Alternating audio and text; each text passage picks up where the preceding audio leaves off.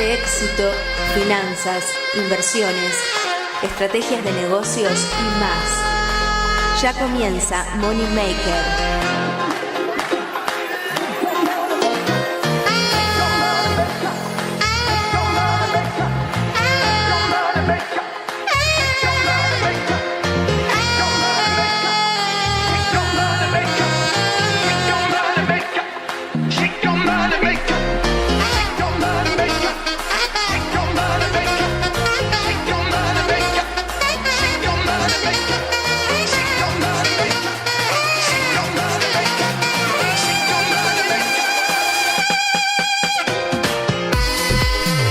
Bienvenidos a la emisión número 17 de Money Maker, esta serie radial internacional que nos habla de las estrategias de negocios, el mundo de las finanzas, la economía y además nos acompaña en esta hora con muy buen jazz. En esta emisión número 17, el tema central del que vamos a disfrutar durante esta hora va a ser Fabricando Riquezas, así lo ha titulado la producción.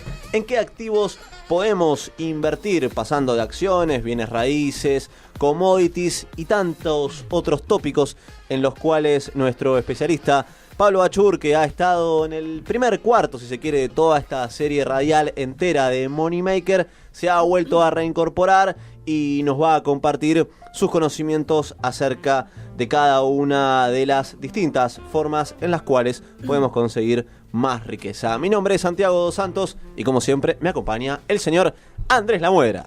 ¿Qué tal, Santiago? ¿Cómo estás?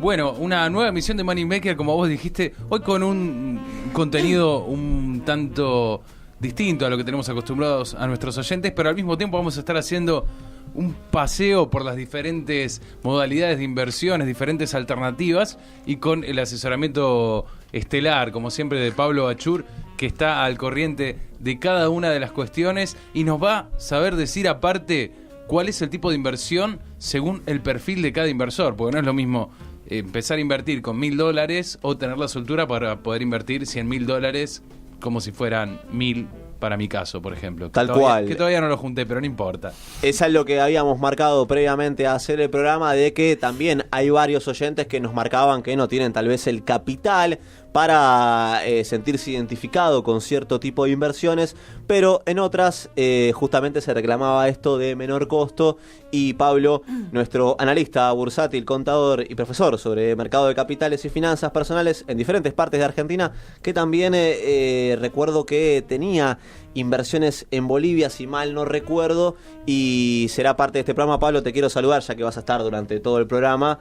¿Todo bien? ¿Cómo le resulta la vuelta a Money Maker? ¿Qué tal, Pablo? Sí, esperemos que no se note el óxido del favor, abandono de las últimas semanas. Les pido disculpas y contento de volver a estar acá. Bueno, buenísimo. Y quien nos viene acompañando, por suerte, es Caro González Portino con sus historias de vida en este primer bloque. Caro, ¿todo bien? Todo bien, Santi, ¿cómo estás? Muy bien, por suerte. Contento de disfrutar de Money Maker y quiero saber cuál es la historia que tenemos.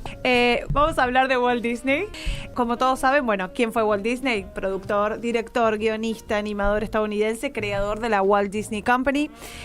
Walt Disney nació en 1901, tuvo así como una infancia en una granja. Su papá era granjero, él era muy chiquito mientras su papá trabajaba en la granja y la verdad que él no trabajaba, jugaba con su hermana y dice que fueron los años más felices de su vida. Cuando su papá enferma y tiene que mudarse a la ciudad, él dice que bueno, que fue como uno de los momentos más duros. Ingresó a la escuela y dicen que, como varias historias que ya mencionamos, no era de los mejores alumnos. Walt Disney se la pasaba soñando despierto y haciendo garabatos. Ya de más grande, en 1918, después de un intento fallido de entrar al ejército para seguir las huellas de su hermano, etc., conoce a un dibujante que se llamaba V. Iwerks. Y junto con él fundaron la compañía que se llamaba Iwerks Disney Commercial Artists, pero como no consiguieron muchos clientes, tuvieron que cerrar. Después de eso, en 1922 fundó la empresa Laugh-O-Gram Films, dedicada a armar cortometrajes relacionados con los cuentos de hadas, con Cenicienta, Gato con Botas, etcétera. Y bueno, fueron bastante conocidos en la zona de Kansas, pero como los gastos de producción excedían los ingresos, tuvo una bancarrota importante en 1923. Entonces tuvo que vender todo y trasladarse a Hollywood a probar suerte. Cuando llega a Los Ángeles con $40 en el bolsillo y un cortometraje de Alicia en el País de las Maravillas a punto de terminar. Pero la verdad es que él en un momento pensó en abandonar su sueño de las animaciones y buscar suerte como director de cine, pero bueno, tampoco se le abrieron las puertas de esa forma y dijo, bueno, voy a jugármela por el tema de la animación. Y tuvo su primer estudio en el garage de su tío, llamó a su hermano y le dijo, ¿podés ocuparte toda la parte económica de todo esto? El hermano le dijo que sí, y ese fue como el primer germen de Walt Disney Company y se llamó Disney Brothers Studio. A partir de ahí, una distribuidora neoyorquina a cargo de una señora llamada Margaret Winkler lo contrató para hacer pequeñas historias combinando animación e imagen real, y él empezó con un personaje que se llamaba Oswald el Conejo Afortunado, pero bueno, después de una mala pasada que le hizo esta compañía neoyorquina, perdió los derechos del personaje y perdió parte de su staff. Entonces, o sea, un comienzo muy complicado y muy largo aparte, ¿no? Es que dijo, bueno, vamos a empezar con esto, le fue mal una vez y después le fue... Muy complicado, exacto. Pero bueno, él siguió intentando, que es lo más importante, ¿no? Pero ¿qué pasa? Después de este fracaso con Oswald el Conejo Afortunado, nace un personaje llamado Mickey Mouse. Entonces, la primera aparición de Mickey fue en 1928 y Disney le fue haciendo los efectos vocales hasta 1947, más o menos. Derivados de Mickey, bueno, obviamente surgieron los personajes que conocemos todos, el Pato Donald, Goofy, Pluto, etcétera. Y en medio de este trabajo, él conoce una mujer llamada Lillian Bounce, se casa con ella en 1925 y da a luz a una hija y adoptó una hija más. En el año 34, Disney quiso producir un largometraje sobre Blancanieves. La industria entera llamó a esto la locura de Disney. Todos pensaron que iba a ser un fracaso total. De hecho, su mujer y su hermana lo trataron de convencer de que no lo hiciera. El proceso de producción de Blancanieves fue de 1935 al 37, o sea, 2 años para producir este largometraje. Tuvo que pedir un préstamo al Bank of America. Tenía un presupuesto inicial de $250,000, terminó saliendo $1,5 millones. Pero ¿qué pasó? Se le fue un poquito la aguja. El desvío fue como un poco importante. Pero bueno, ¿qué pasó? En 1938 estrena Blancanieves y fue un éxito de taquilla y obtuvo $8 millones de recaudación, que es un equivalente a unos $98 millones actuales. Sí, claro, en su una estreno. buena ganancia con un margen bastante amplio aparte. Y volvemos al tema de la visión, ¿no? De cuántos de estos personajes los tildan de locos y después terminan probando que lo que ellos veían funcionaba. Terminan dando la razón, claro. Exacto. Bueno, ya cerca del año 40, Disney quería construir un parque para sus empleados y para sus familias, para que pudieran divertirse, y se crea en Los Ángeles Disneyland. Que fue abierto más o menos en 1955. Y 10 años después se anuncia la construcción de un nuevo parque en Orlando, Disney World, que comenzó poco después de la muerte de Disney, porque Disney muere en el 66. Pero su hermano fue el que llevó a cabo toda la construcción, digamos, del proyecto, y muere 3 meses después de que se abrió Disney World. O sea, se aseguró que el llegó parque... a ver. Claro. Exacto, lo llegó a ver y murió 3 meses después. Entonces, bueno, Walt Disney Productions se consolida como la más importante empresa dedicada al entretenimiento familiar en el mundo, genera ingresos anuales de $36,000 millones. La Walt Disney Company gestiona 18 parques de atracciones, 39 hoteles, 8 estudios, 11 canales de televisión. O sea, Walt Disney fue el pionero en la utilización de muchas innovaciones técnicas en este ámbito, y en un plazo de 12 años logró convertir a los menospreciados dibujos animados en un sofisticado medio de expresión artística. Claro, y ahora recientemente han comprado toda la cadena Fox también, Disney. Sí. No, realmente un imperio. Sí, no, es impresionante. Entonces, imagínense que venimos de un niño que de chico soñaba y llegó a estas cosas, ¿no? Entonces, frases de Walt Disney que me parece que son como muy clave. Él dice: piensa, sueña, cree y atrévete. Si tienes un sueño y crees en él, corres el riesgo de que se convierta en realidad. No duermas para descansar, duerme para soñar, porque los sueños están para cumplirse. Si puedes soñarlo, puedes hacerlo. Recuerda que todo esto comenzó con un ratón. Y por último, todos nuestros sueños pueden convertirse en realidad si tenemos valentía de perseguirlos. Entonces, bueno, creo que queda bastante claro que la clave del éxito tiene que ver con no juzgar al sueño y buscar la forma de hacerlo realidad. A mí me gusta decir que los sueños no se cumplen, los sueños se trabajan, en realidad. Y una herramienta que me parece súper útil para cumplir los sueños es justamente la estrategia de creatividad que utilizan en Walt Disney. ¿Cuál es? Es Contanos la clave. La técnica exacta, la técnica de creatividad de Walt Disney consiste en dividir un proyecto creativo en 3 partes. Hay un personaje, un grupo o una persona que se va a ocupar de ser el soñador, otro persona o grupo que va a ser el realista o productor y otro grupo o persona que va a ser el crítico. Entonces, en el primer estadio, el soñador obviamente sueña, no se juzga, no se empieza con no tengo presupuesto, no me va a alcanzar, pero no le va a gustar a tal. No, se sueña en grande. Entonces, una vez que se tiene el sueño de máxima, pasa la información a la parte del realista o productor. El productor es el encargado de ver cuáles son los pasos y tareas que hay que ejecutar para poder llevar ese sueño al plano material, digamos, a la realidad. Y por última instancia se pasa al crítico, que es el que observa todo el proceso del productor en función de ese sueño y trata de maximizar, optimizar procesos y de que esté todo lo más pulido y optimizado posible. Entonces, las claves en cada uno de los estadios es: cuando sos el soñador, no juzgues el sueño. Cuando sos el productor, hace un plan de acción, o sea, todos pasos lineales. Y cuando sos el crítico, no lo tomes personal, no estás criticando tu proyecto, estás tratando de optimizar los recursos y los procesos para alcanzar tu sueño. Así que me parece que eso es una herramienta súper útil.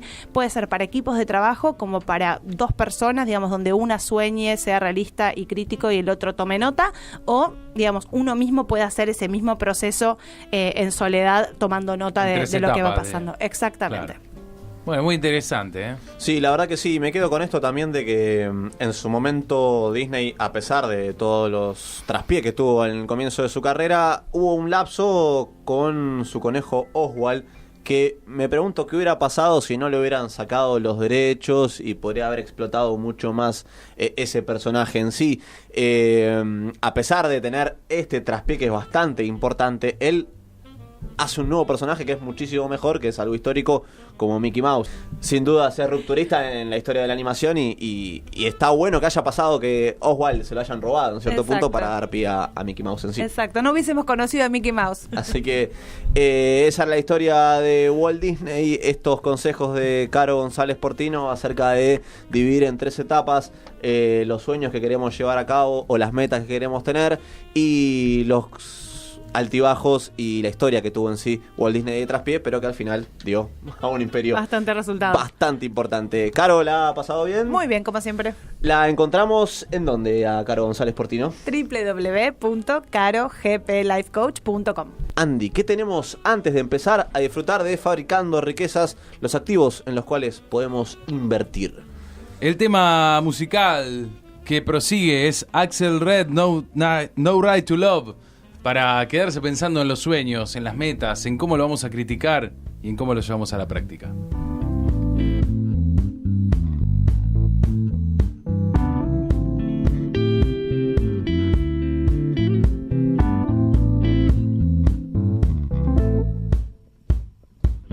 I'm standing here in front of you,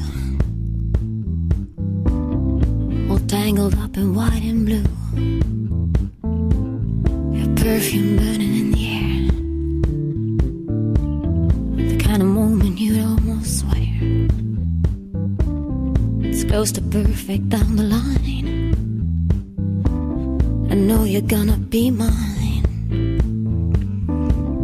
Memories of a long dark night, as I'm about to hold you tight.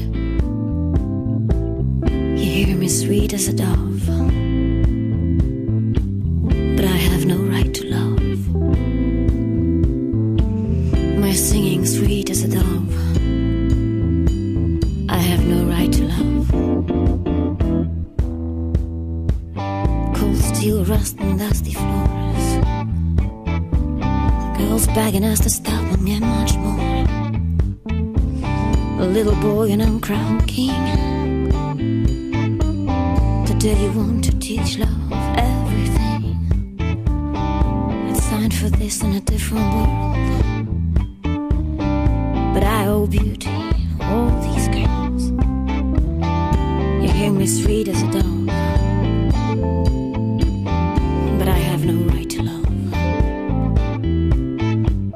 My singing sweet as a dove, I have no right to love.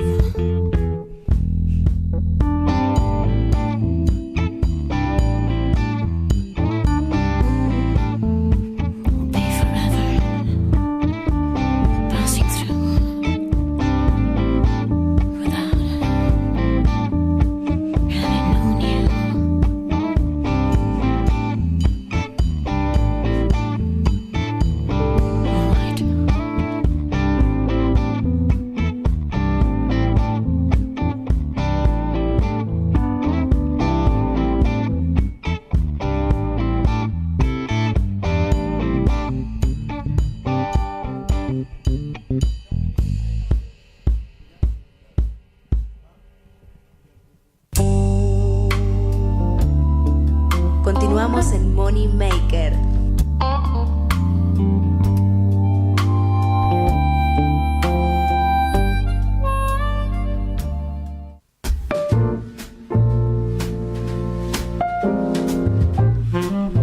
Segundo bloque de Money Maker, en el cual desarrollamos, como siempre, el tema central de cada emisión de esta serie radial internacional que nos habla de estrategias de negocios, finanzas y nos acompaña con muy buena música. En este caso, en nuestra emisión, tenemos el tema central denominado Fabricando Riquezas, donde repasaremos los activos más importantes, varios de ellos que hemos hablado a lo largo de estas 17 emisiones, pero es bueno poder repasar cada uno de ellos y conocer cuál es su vertiente, si se quiere, o el conocimiento en sí de cada uno para poder generar una mayor riqueza. Como lo habíamos dicho, Pablo Bachur nos acompaña, nuestro analista bursátil, contador y profesor sobre mercado de capitales. Pablo, ¿qué tenemos en este listado de activos que vos creés que son los más importantes para tener en cuenta para ingresar en este mundo de las estrategias de negocios? Bueno, muchachos, sí, vamos a hacer un repaso de distintas alternativas que tiene a mano el inversor para arrancar un poco en el mundo financiero y tratar de hacer rendir el capital. Varias, como bien dijiste, la fuimos viendo como temas por ahí principales en distintos programas, como fueron, mercado, acciones en sí como tema no lo vimos, pero vimos inmuebles, forex, commodities, si no recuerdo mal, futuros. Y bueno, son las distintas alternativas que el inversor tiene a mano, obviamente todas con distintas características y por ahí más o menos acordes a un tipo de perfil de inversor. Y bueno, vamos a comentar un poco cada una, para qué tipo de inversor sería más adecuada cada tipo de inversión y bueno, siempre también teniendo en cuenta las cuestiones, los detalles a destacar justamente para hacer las diferencias del caso. Pablo, en pocas líneas, ¿cuáles serían las características para ir delineando el perfil de inversor? A ver, yo te tiro la idea que tengo en la cabeza, vos me decís bien cómo lo cerramos. Yo me imagino que lo tenemos que calificar por el capital del que dispone, por el riesgo que quiere asumir. ¿Qué otras cuestiones más tenemos que tener en cuenta? Sí, principalmente creo que serían por ahí tres cuestiones. Una que tiene que ver con la situación personal, ¿no? Donde ahí, en esa situación personal, obviamente está contemplado el capital con el que uno cuenta.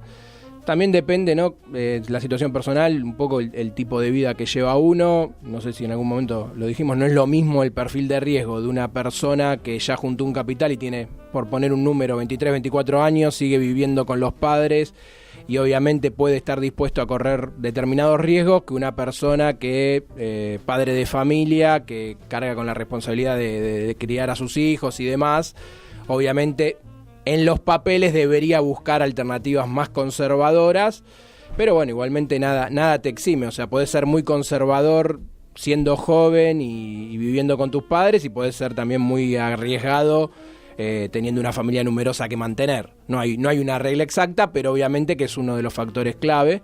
Después, la otra cuestión también, el tema del riesgo, o sea, qué tanto estamos dispuestos a arriesgarnos a la hora de invertir. Obviamente buena parte del beneficio que se obtiene va ligado a eso, y también los plazos, ¿no? ¿Qué tipo de diferencia busco? ¿En cuánto tiempo? ¿Cuál es el objetivo que persigo detrás de la inversión? Por ahí es obtener una ganancia que me permita acceder a una vivienda, que me permita montar un negocio, que me permita generar una fuente de ingresos pasivos para ir dependiendo menos de mi actividad y buscar a la tan mentada libertad financiera, que es cuando los ingresos pasivos superan los gastos.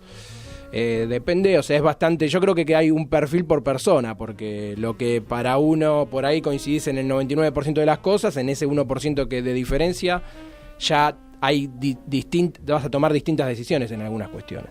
Bien, y hablando de cada uno de estos activos de los cuales vamos a ir desarrollando, las acciones es un activo en el cual todos podemos participar y no es una cuestión de capital, obviamente, que a mayor capital, mayor posibilidad de ganancia, pero no es un activo en el cual exime a cualquier tipo de inversor.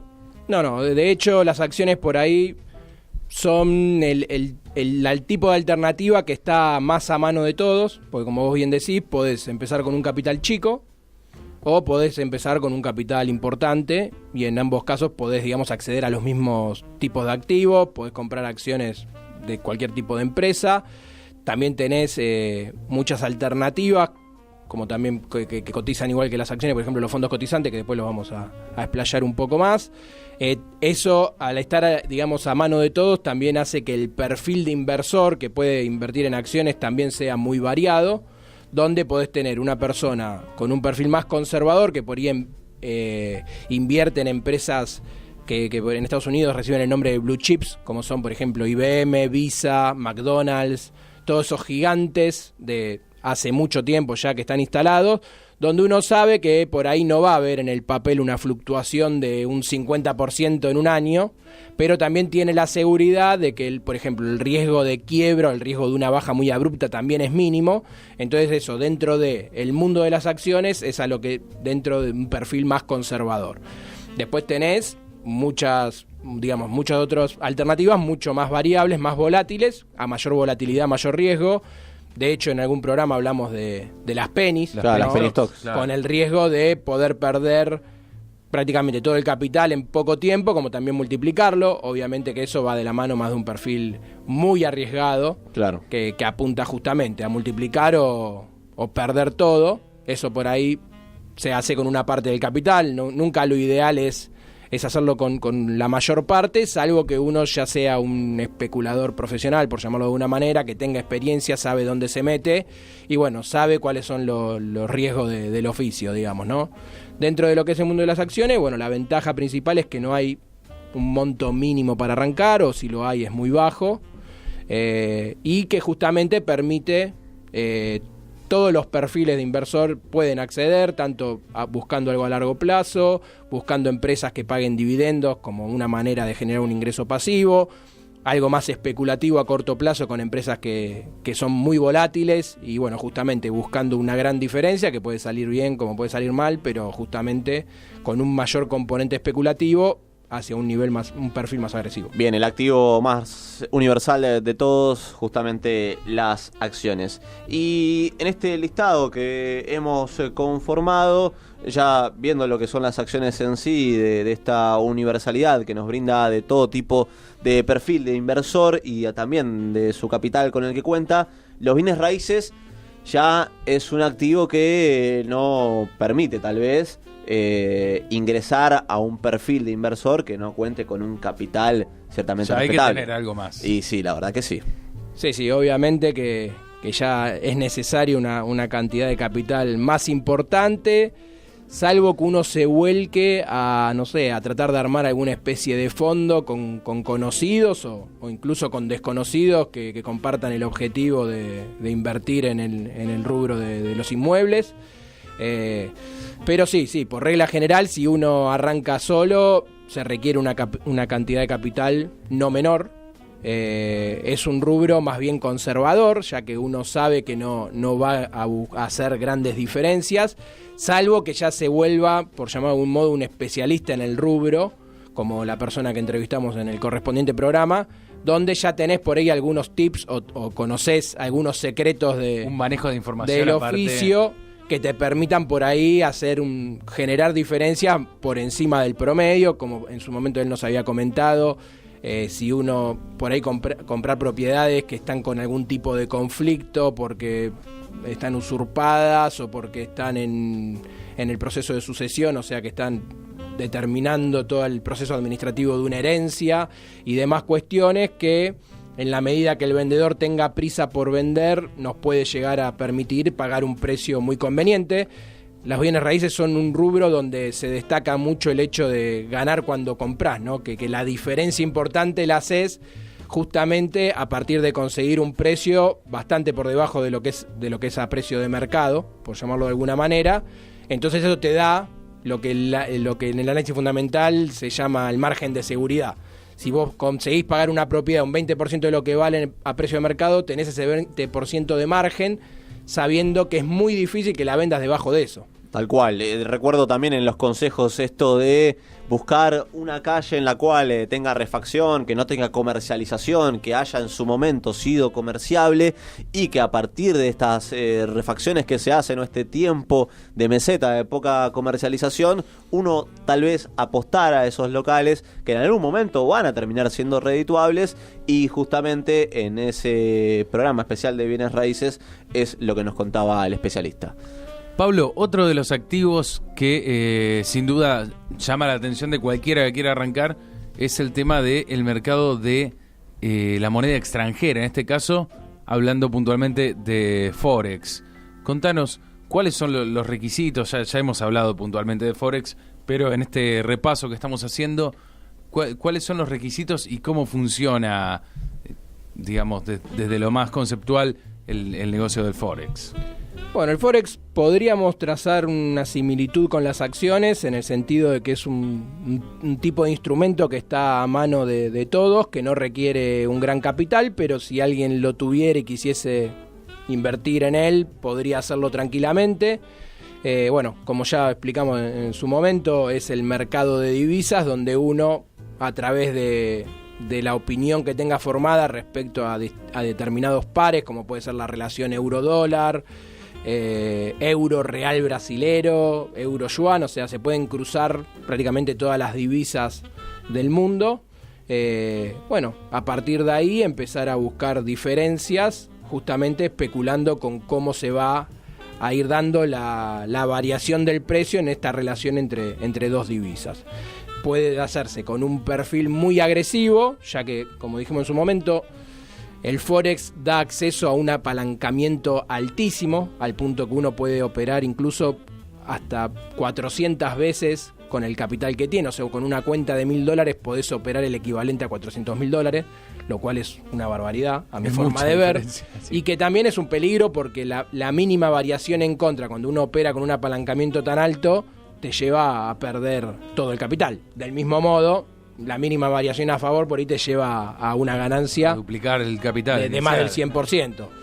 O sea, desde ese punto de vista se puede hacerlo alguien tan agresivo como alguien muy conservador, justamente porque las divisas entre sí, las variaciones son menores. O sea, una variación de un 1% en un par de divisas, o sea que el euro sube el 1% contra el dólar en un día, es muchísimo.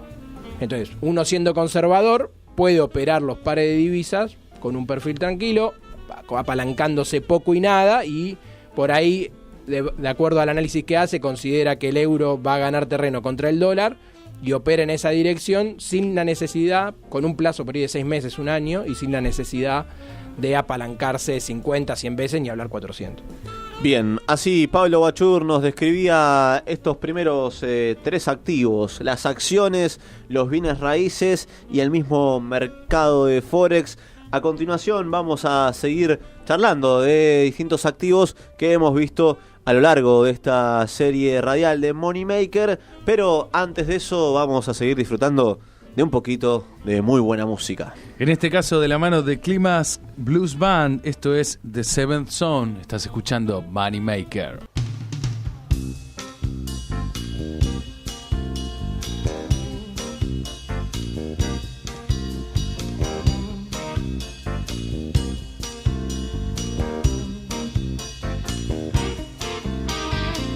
Everybody's talking about the seventh son. In the whole round world there is only one. I'm the one. Well, I'm the one. I'm the one, I'm the one. The one they call the seventh son. Well, I can tell your future, it will come to pass. And do things for you, make your heart beat.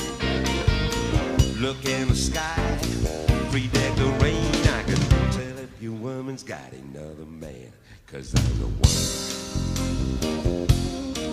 Well, I'm the one. I'm the one, I'm the one they call a Samson.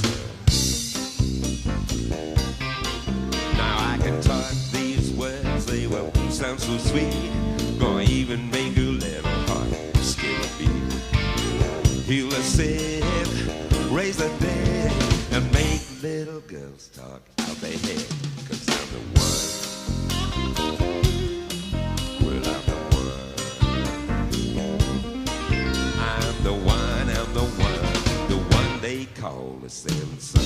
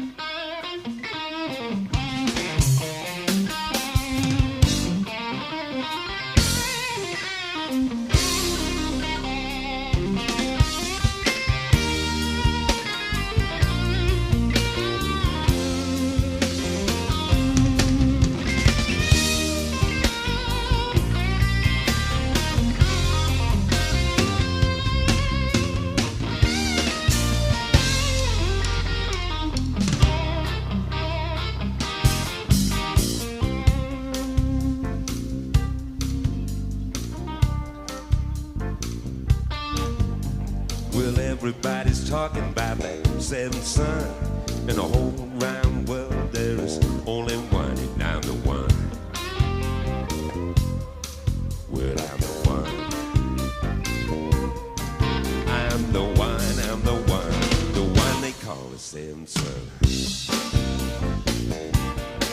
I'm the one they call the seventh son.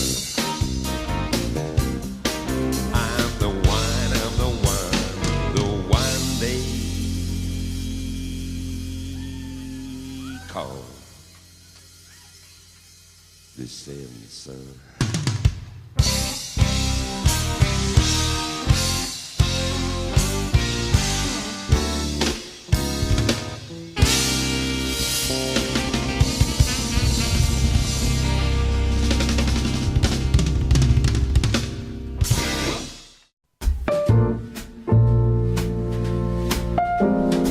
Climax Blues Band de Seventh Son, lo que sonaba en el aire de Moneymaker. Seguimos en nuestra emisión número 17. Muy bien, quería ver si estaba atento. Por Hoy favor. estamos hablando sobre un repaso, sobre diferentes tipos de inversiones, según los perfiles, según los capitales, y algunos tipos de activos que no hemos visto en programas anteriores, con lo cual estamos exprimiendo como nunca los conocimientos de nuestro especialista, el señor Pablo Bachur.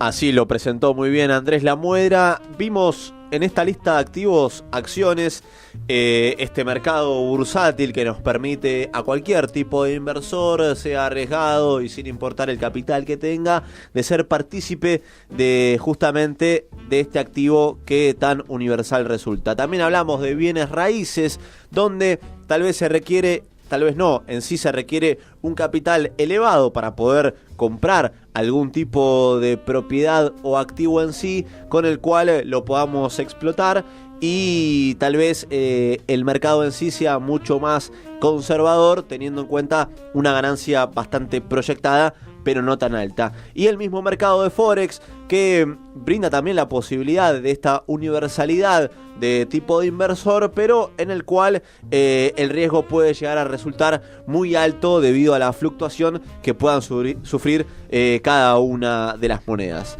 Y avanzando en cada uno de los activos que hemos visto, acciones, bienes raíces y Forex, queremos entrar ahora, Pablo Bachur, en el mundo de los bonos, un tema que no hemos tocado en esta serie radial de Moneymaker, pero que vale también la mención. Y se hace oír bastante, ¿no? Sí, es un tema muy mencionado en este mundo de los negocios. Bien, bueno, primero explicar, aunque sea brevemente, de qué se trata. Los bonos son, ante todo, instrumentos de deuda, emitidos principalmente por entidades públicas, ¿no? El Estado, los distintos gobiernos, continuamente hacen emisiones de deuda para financiar los distintos proyectos que tengan que llevar adelante, y incluso también puede haber bonos corporativos que emiten las distintas empresas, donde para justamente afrontar algún tipo de proyecto, en lugar de ofrecer acciones en el mercado cediendo una parte de su capital, prefieren pagar un interés y tomar deuda. Los bonos en sí mismos siempre son un instrumento súper conservador. No hay, a diferencia por ahí del Forex o de las acciones, no hay demasiadas alternativas que a uno lo lleven a tomar un perfil muy arriesgado, salvo que sea de un enfoque donde busque justamente siempre emisiones de deuda de entidades que están pasando momentos complicados, donde uno lo que hace es comprar un bono que está cotizando muy debajo de la par, porque hay una gran probabilidad de que no se pague. Entonces uno se mete en ese bono sabiendo que lo más probable es que no le paguen y por ende pierda buena parte de lo que puso, pero en caso de que el pago se realice, hace una diferencia enorme. Eso es más bien una excepción que la regla general, ¿no? El inversor promedio en bonos suele ser siempre un inversor generalmente de avanzada edad, una persona que ya pasó la mayor parte de su vida trabajando y generando un patrimonio, y por ende el conservadurismo de justamente cuidar lo ganado con el correr de los años, no hacer locuras, saber siempre que el riesgo en los bonos es bajo, ya que para tener si uno compra un bono de un país que en los papeles no tiene mayores inconvenientes, tiene que pensar que si se llegara a materializar el peor escenario, que es un default o la incobrabilidad de esa deuda, a su vez todos los activos en ese país van a haber sufrido seguramente una baja de su valor muy importante. Claro. O sea, con repasar cualquier situación de un país en default, las economías de esos países cuando se llegaba a esa situación eran de caos total, por ende cualquier elección de inversión en ese país, aún las más conservadoras, terminaban dando pérdidas. No es que había una manera de sobrepasarlo. Entonces generalmente siempre es un perfil conservador, es parte del mundo de la renta fija, por lo cual uno siempre sabe, una vez que pone el dinero, cuánto es lo que va a cobrar cuando llegue la fecha de pago de intereses o de interés más capital. Por ende, está todo pautado de antemano. Básicamente uno hace un intercambio de dinero por un papel y ahí está la pauta de cuándo se pagan los intereses, el capital, ¿no? Exactamente, uno lo que hace es prestar plata, claro, lisa y llanamente. O exacto, sea, pone un dinero sabiendo que si todo va como se estipula y se paga todo en tiempo y forma, el día de mañana va a cobrar el capital más una determinada suma de intereses, que es su ganancia. Como si fuera una especie de plazo fijo en sí. Sí, sí, obviamente las rentabilidades generalmente son bajas. A mayor rentabilidad, mayor riesgo representa justamente el deudor, ¿no? O se percibe una mayor posibilidad de incobrabilidad. Bien, así pasaba este activo de bonos, en el cual ya Pablo bien nos contaba de este activo que se caracteriza por inversores bastante cautelosos, en los cuales ya está totalmente pactado la posibilidad de ganancia, y que además ¿se requiere un alto capital para invertir en bonos o no es necesario? No necesariamente, pero generalmente siempre el perfil más conservador va de la mano de un capital importante, ¿no? Claro. Bien. Pasando a otro de los activos que queremos desarrollar y conocer qué perfil de inversor y cuánto se requiere, es el de las commodities, que hemos hablado a lo largo de Money Maker, y queremos, Pablo, que nos cuentes qué es y justamente qué perfil para ellas. Bueno, los commodities ante todo son materias primas, por llamarlo de algún modo, en estado puro, o sea, sin ningún tipo de proceso que les dé valor agregado, donde las más conocidas son el oro, la plata, el petróleo, ¿no? El crudo, y también todo lo que tiene que ver con los bienes agrícolas, ¿no? Como puede ser la soja, el maíz, el trigo, siempre en el estado como se cosecha, digamos, ¿no? Sí, Sin procedimientos industriales En por medio ni nada. En el proceso primario. Exactamente, bienes primarios. En principio podríamos decir que son, más bien corresponden a un perfil conservador, sobre todo si uno busca invertir en ellos de modo físico, ¿no? Que esto generalmente se da más que nada por el lado de los metales preciosos, ¿no? Sí. Que es comprar por ahí monedas o lingotes de oro, lo mismo con la plata. Ya con el petróleo y los demás commodities agrícolas, eso es más complicado porque uno no va a invertir para tener, no sé, una bolsa de maíz en casa y es un poco más especular con una suba de precios. Lo bueno de los commodities es que nos permiten también operarlos en otro de los instrumentos que vamos a nombrar luego, tanto en ETF como en futuros, donde ahí un poco la gama de posibilidades se empieza a ampliar y pueden tomarse distintos perfiles. Pero yendo digamos, al físico, siempre es algo conservador. Es difícil encontrar posibilidades ventajosas, ya que si uno por ahí quiere ir a comprar oro a un banco o una entidad financiera grande, generalmente los spread, que son la diferencia de precio entre lo que el banco te cobra a vos si querés comprar o te paga si querés vender, es muy amplia, por lo cual uno, si compra y quiere por alguna urgencia vender en lo inmediato en la misma entidad, probablemente pierda dinero, por lo cual para querer invertir de modo físico tiene que tratar de conocer un poco el rubro, empezar a moverse en un ámbito donde aparezcan oportunidades y poder comprar tal vez con un margen de seguridad pagando un poco menos de lo que es el precio de mercado. Claro, un mercado, un activo en sí que requiere de muchísimo conocimiento, de estar en tema, de buscar esta oportunidad de precio, porque como es conservador en sí las commodities, para tener un margen de ganancia hay que estar muy bien en tema. Andy, ¿qué tenemos más de activos de los que ya hemos visto? Bien, seguimos escuchando al especialista, Tal a cual. Pablo Bachur, que ahora vamos a hacer un repaso sobre ETFs o fondos cotizados, que son los fondos de inversión que replican la evolución de un determinado índice de referencia. Y esto que parece chino ahora lo va a explicar muy bien Pablo Bachur.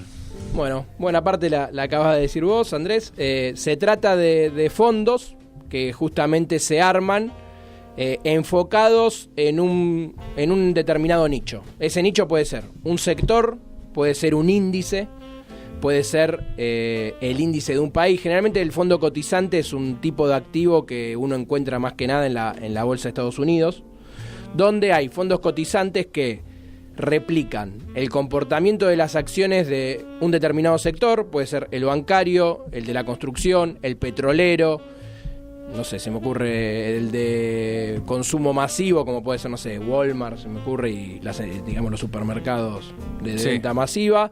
También puede haber ETF que repliquen el comportamiento de un commodity, por eso les decía que una manera también de invertir en commodities puede ser a través de este instrumento.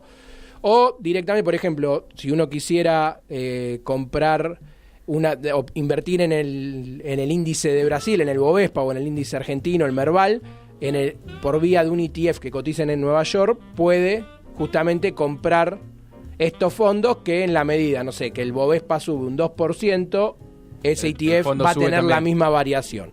Respecto a lo que es el perfil, ¿no? En principio, quien opera en un fondo cotizante simple es más bien conservador, ya que lo que tiene de bueno el fondo cotizante es que elimina el riesgo empresa.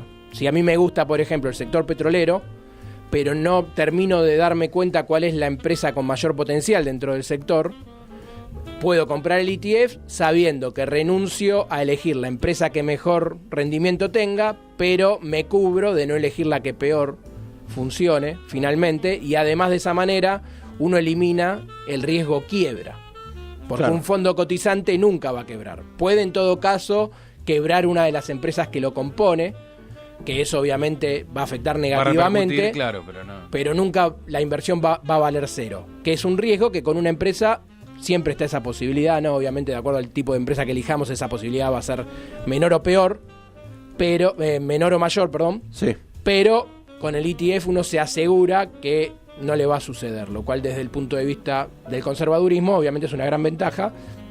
Y para un perfil más agresivo también está la posibilidad de estos mismos perfiles, estos mismos fondos, operarlos en instrumentos apalancados que replican por 2 o por 3 en algunos casos, y puede ser que haya alguno más alto que ahora no me lo acuerde, el movimiento de esos índices. O sea, a mí me gusta, por ejemplo, el ejemplo que yo les daba antes en el Bovespa, Sí. si yo lo opero en un apalancado por 3, si sube un 2%, yo gano un 6%. Tal cual. Del mismo modo, si baja un 2%, yo pierdo un 6%. Obviamente ahí la volatilidad, como todo, me da un mayor beneficio cuando las cosas salen bien y una mayor pérdida cuando no lo pasa. Los fondos cotizados que permiten una variedad en respecto a los inversores, pero que se caracteriza más que nada por el conservadurismo, ya que a partir de una quiebra de alguna empresa que podría afectar a una empresa, no generaría una total pérdida del capital.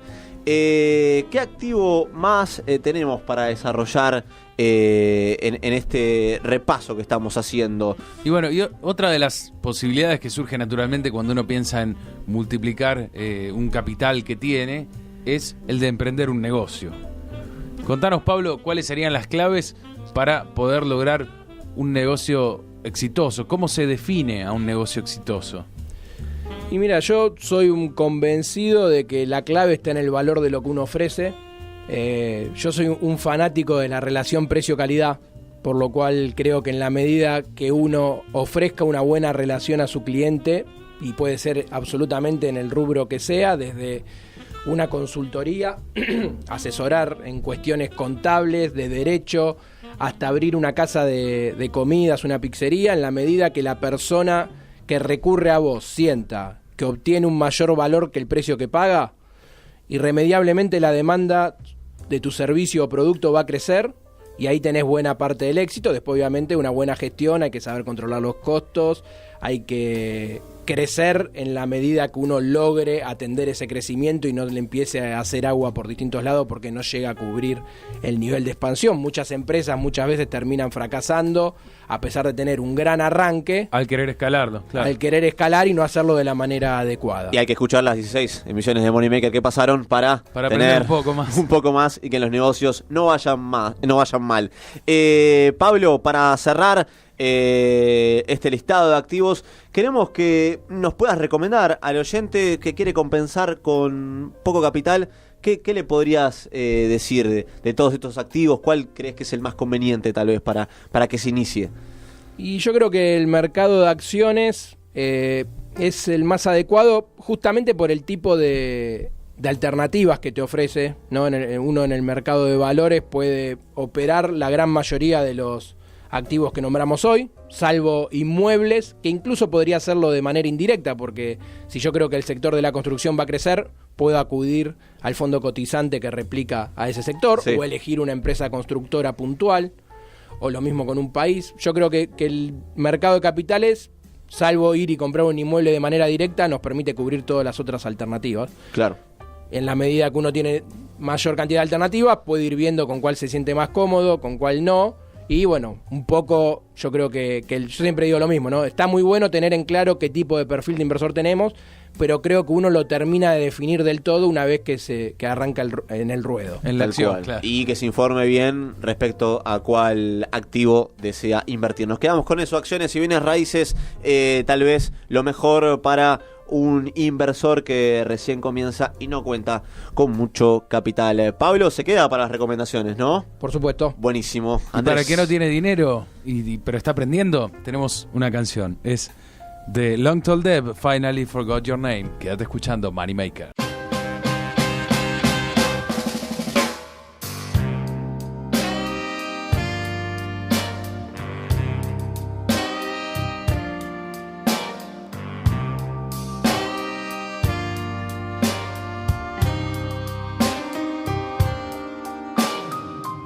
Put on my red dress and I went on to town. Had fun for the first time since you put me down. Now it seems you want me to come back to you. Just what makes you think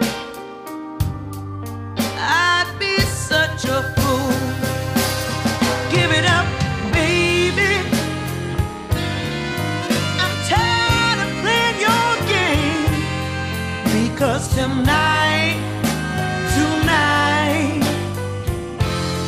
Baby, I'll be alright, 'cause tonight, tonight, I finally forgot your name.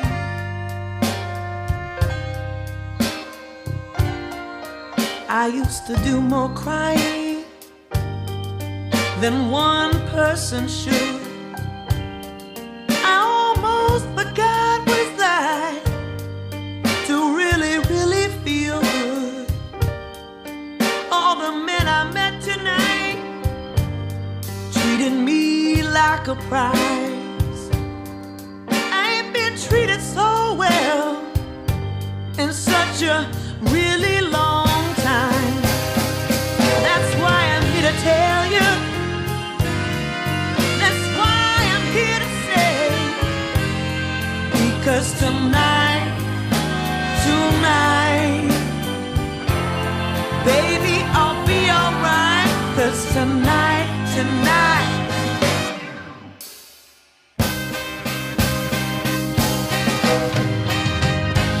you used to call me late at night to see if you were still on my mind. But tonight, honey, I won't answer the phone. You're gonna find I won't be at home. Used to beg me to stay, only to let me go. You kept so many secrets, I just don't wanna know. Had me on a yo-yo between one woman and the next. Just so many things you had to get off your chest. So it's time I got smart. Time I stepped off that train. Because tonight, ooh, tonight, baby, I'll be alright. 'Cause tonight, tonight, ooh, finally forgot your name.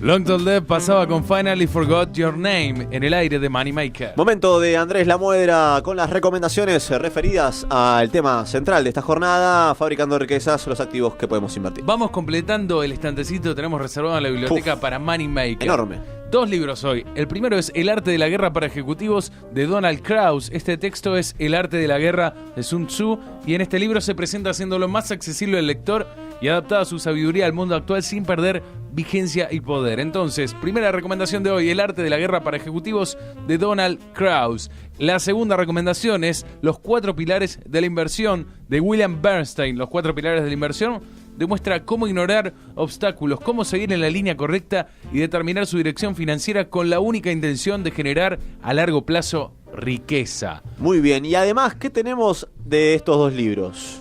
Tenemos entonces estos 2 libros recomendados para el estantecito y la película, por supuesto, no podía ser de otra manera, Walt el Soñador. Esta película muestra la trayectoria del joven Walt Disney de Missouri hasta Hollywood. Eso es todo lo que les voy a decir. Perfecto. El arte de la guerra para ejecutivos de Donald Krauss. Tenemos también Los 4 pilares de la inversión de William Bernstein y la película Walt el Soñador, esta historia de éxito que nos contaba Caro González Portino, justamente de Walt Disney, para tener en cuenta que se puede invertir en un montón de activos. Palo Bachur, ¿la ha pasado bien? De 10, chicos, como siempre, un lujo. Perfecto. Andrés Lamuedra, ¿usted también? Nos retiramos contentos entonces. Sí, por supuesto, recuerden, si me quieren encontrar en mi página andreslocutor.com.ar pueden hacerlo. Y como siempre, un gusto. Mi nombre es Santiago Santos. Nos despedimos con un audio de la película Walt el Soñador. Y hasta la próxima y última emisión de Moneymaker. Walt, dime que todo estará bien. Yo jamás voy a trabajar para nadie mientras tenga vida. Yo seré mi propio jefe. ¿De acuerdo? Haremos esto a nuestra forma. Gracias por ser parte de nuestra comunidad. Te esperamos en la próxima emisión de Money Maker.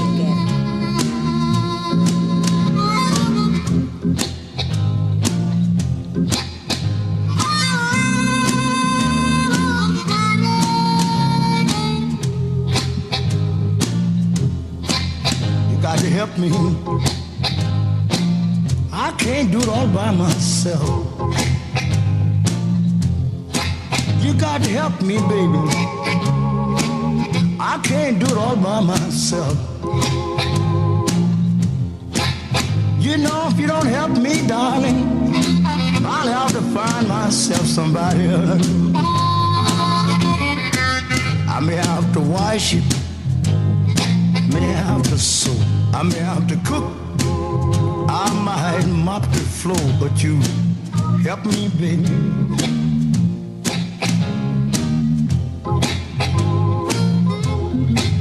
You know, if you don't help me, darling, I'll find myself somebody else.